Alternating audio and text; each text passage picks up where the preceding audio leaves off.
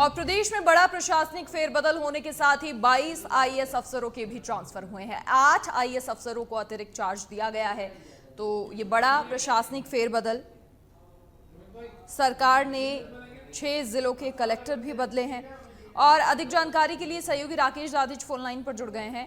राकेश, बड़ा प्रशासनिक फेरबदल हुआ है, 22 आईएएस अफसरों के ट्रांसफर हुए हैं, इसके अलावा 58 आईपीएस अफसरों के भी ट्रांसफर हुए हैं। क्या इस ट्रांसफर का पूरा बेस रहा है, विस्तृत जानकारी? देखिए, बिल्कुल देर रात एक बड़ी कवायद चल रही थी लिस्ट को लेकर। आखिरकार लिस्ट आ चुकी है, क्योंकि कई महीनों से जो आईएएस है और आईपीएस है वो इंतजार कर रहे थे कि लिस्ट सरकार जारी करे, क्योंकि असमंजस की स्थिति थी। कई महीनों से लिस्ट जारी नहीं थी, आखिरकार ये लिस्ट जारी हुई है। क्योंकि आईपीएस की बात करें तो कई अहम पदों पर जो सरकार ने तैनाती दी, जिसमें जयपुर रेंज एक बड़ा पद है जो चार्ज पर चल रहा था। अनिल ताक को चार्ज दे रखा था आईपीएस।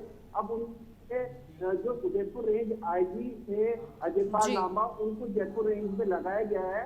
और बात करें जयपुर कमिश्नरेट की, तो जयपुर कमिश्नरेट में जो कानून व्यवस्था संभाल रहे थे 65 कुंवर राजपूत, उनको अब क्राइम का जिम्मा सौंपा गया है। वहीं जो क्राइम में थे उनको अब जेडीए में एक बड़ी जिम्मेदारी दी गई है। वहां पर लगातार ये मांग उठ रही थी कि जो पद पहले पूर्व की सरकार में एडिशनल एसपी के जिम्मे था, अब वो डीआईजी स्तर का अधिकारी अब इसको संभालेगा। आईपीएस के अलावा किसी को जिम्मेदारी दी गई जी। इसके अलावा राकेश, अगर बात करें तो देखिए, जो ये ट्रांसफ़र लिस्ट सामने आई है, 6 ज़िलों के कलेक्टर बदले गए हैं। कई सारे ज़िले उसमें शामिल हैं, डीडवाना, इसके साथ ही सवाई माधोपुर और राजसमंद, डीग कलेक्टर। और ये अगर आईपीएस के ट्रांसफ़र की बात करें तो ये तमाम जो सीनियर अधिकारी हैं, बीते ही दिनों देखा कई सारे ज़िलों में सांप्रदायिक सौहार्द बिगड़ने की भी घटनाएं सामने आ रही थी। तो क्या वो सब देखते हुए भी सरकार ने ये तबादले किए हैं कि जो बेस्ट क्वालिटी ऑफिसर्स हैं वो इन तमाम ज़िलों को मिल सकें?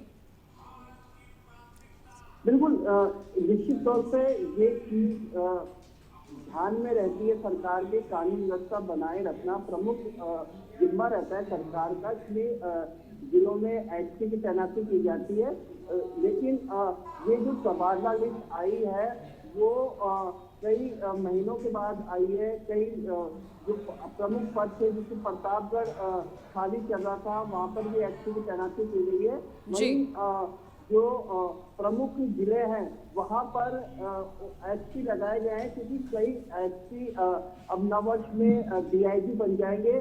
3 महीने के लिए वो एसपी शिफ्ट करेंगे और जब तक लिस्ट नहीं आती दूसरी, तब तक वो डीआईजी एसपी के पद पे ही काम करेंगे। तो ऐसी तैनाती की गई, क्योंकि अब सरकार की तरफ से ये लिस्ट जारी कर दी गई है।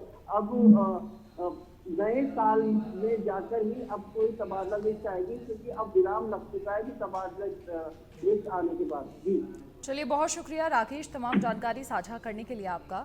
तो देर रात ये तबादले हुए हैं, प्रदेश में बड़ा प्रशासनिक फेरबदल हुआ है। 58 आईपीएस और 20 आईएएस अधिकारियों के तबादले।